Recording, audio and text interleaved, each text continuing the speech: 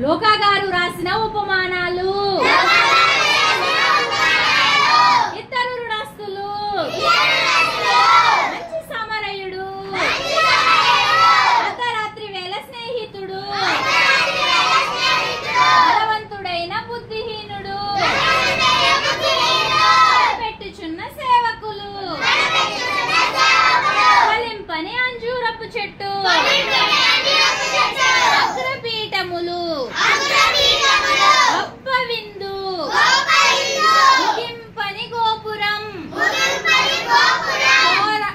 పోరాడని యుద్ధం, పోగొట్టుకున్న నాణం, తప్పిపోయిన గొర్రె, తప్పిపోయిన చిన్న కుమారుడు, అన్యాయస్తుడైన గృహ నిర్వాహకుడు, నిష్ప్రయోజనమైన దాసులు.